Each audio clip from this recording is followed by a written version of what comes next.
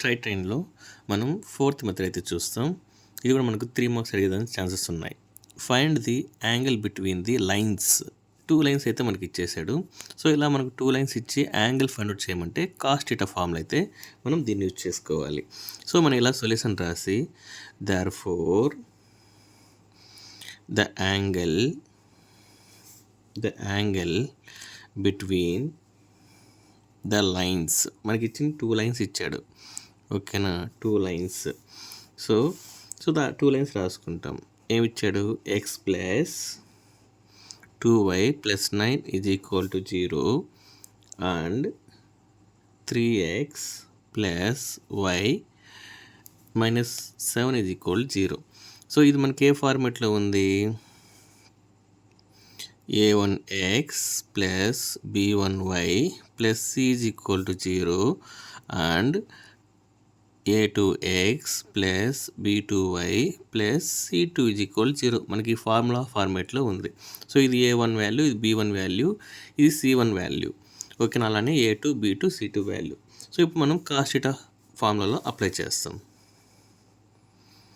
Cos theta is equal to, నేను డైరెక్ట్గా formula apply చేస్తా. a1 a2, ఇది a1 ఇది a2. అప్పుడేం రాస్తాం? 1 3.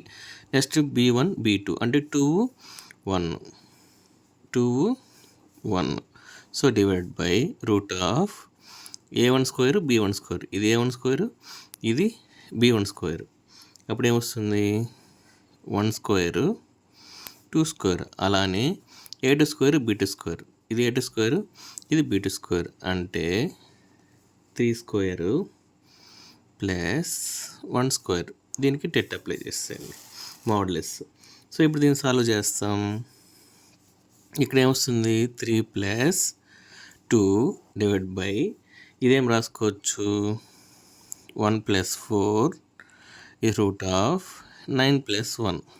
ఓకేనా, సో దీన్ని ఎలా రాస్తామో చూడండి. సో 3 ప్లస్ 2 ఏమవుతుందంటే 5 అవుతుంది. ఇది రూట్ 5, ఇది రూట్ 10. సో దీన్ని ఎలా రాస్తాను చూడండి. 5 బై దీన్ని రూట్ ఆఫ్ 5 ఇంటూ 10. 2 రూట్లు ఉన్నాయి కాబట్టి నేను ఇలా రాసుకున్నాను అనమాట. ఓకేనా, వాల్యూస్ అయితే ఏం చేంజ్ అవ్వదు, ఇలా రాసుకోవచ్చు. సో నెక్స్ట్ స్టెప్ చూడండి. 5 divide by, so root of, దీన్ని మళ్ళీ ఎలా రాసుకుంటా చూడండి. 5 ఇంటూ, ఇక్కడ 10 ఎలా రాసుకుంటా అంటే 5 ఇంటూ 2 రాసుకుంటా. ఓకేనా, ఇప్పుడు మనకు వాల్యూ అనేది చేంజ్ అవ్వదు. ఈ 10ని 5 ఇంటూ 2గా రాసుకున్నా. అగైన్ దీన్ని చూడండి ఎలా రాసుకున్నాను. రూట్ ఆఫ్, ఇప్పుడు 5 ఇంటూ 5 ఏమవుతుంది? 25. ఇక్కడ రూట్ 2 అట్టే ఉంది కదా, అట్టే రూట్ 2 రాసుకోండి. ఓకేనా, సో ఇలా సబ్స్టిట్యూట్ చేసుకున్నా. మళ్ళీ ఏం చేస్తాను చూడండి. 5 బై రూట్ 25కి ఏం రాసుకోవచ్చు? 5 రాసుకోవచ్చు. దీన్ని ఏం రాసుకోవచ్చు? రూట్ 2 రాసుకోవచ్చు. ఎందుకంటే నేను ఆన్సర్ కోసం ఇలా చేస్తున్నా, ఎందుకంటే యాంగిల్ ఫైండ్ అవుట్ చేయాలి కాబట్టి. సో ఇప్పుడు ఈ 5 అనేది క్యాన్సిల్ చేస్తాం. ఓకేనా, సో అప్పుడు ఏం రాసుకోవచ్చు మనం? 1 బై రూట్ 2 అని రాసుకోవచ్చు. ఇప్పుడు దీన్ని ఎలా రాసుకోవచ్చు చూడండి. ఇక్కడ cos theta is equal to 1 by root 2. ఓకేనా, ఈ 1 బై రూట్ 2ని ఎలా రాసుకుంటారంటే మనం కాస్లు ఎప్పుడు వస్తుంది? కాస్ 45 డిగ్రీలో వస్తుంది. అంటే ఇప్పుడు మనకి ఏమొస్తుంది? Cos theta is equal to cos 45 degree. So ఇక్కడ బోత్ సైడ్స్ మనం కాస్ ఇన్వర్స్ అప్లై చేయండి. Cos inverse of cos theta మళ్ళా cos inverse of cos 45. So దీన్ని ఎలా రాసుకోవచ్చు? అప్పుడు theta is equal to 45 degree అని రాసుకోవచ్చు. ఓకేనా, సో ఇలా మనం థీటా వాల్యూ అనేది ఫైండ్ అవుట్ చేయాలి. సో ఇదే మెథడ్లో మనం ఇంకో ప్రాబ్లం అయితే సాల్వ్ చేస్తాం. ఇక్కడ కూడా మనకు 2 లైన్స్ ఇచ్చేసాడు. ఫైండ్ ది యాంగిల్ అన్నాడు. మనకు తెలిసిన ఫార్ములా ఉంది కదా, cos theta is equal to, నేను ఫార్ములా రాస్తున్నా, a1 a2 plus b1 b2 divide by root of a1 square b1 square root of a2 square b2 square. ఓకేనా, సో ఇక్కడ నుంచి మనం కాస్ థీటాని ఫైండ్ అవుట్ చేయాలి. సో మనకి ఇక్కడ వాల్యూ సబ్స్టిట్యూట్ చేయండి. 1 into 2 plus 3 into 3 root of 1 square plus 3 square root of 2 square plus 3 square. Just ఇక్కడ values నేను సబ్స్టిట్యూట్ చేసిన ప్రీవియస్ ప్రాబ్లం లాగానే.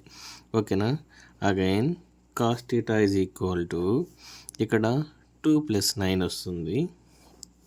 ఇక్కడ ఏమొస్తుంది? 1 ప్లస్ 9, ఇక్కడ 4 ప్లస్ 9. సో అగైన్ ఇక్కడ cos theta is equal to ఇదేమవుతుంది 11, ఇక్కడ రూట్ 10, ఇక్కడ రూట్ 13 అవుతుంది. ఓకేనా?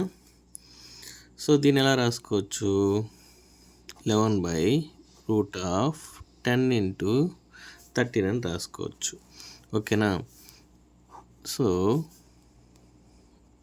Cos theta is equal to 11/√130 ఇలా రాసుకోవాలన్నమాట.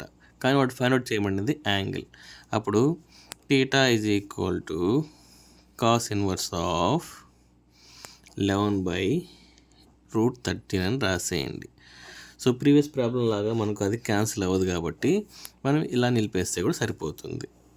ఓకేనా? Thank you.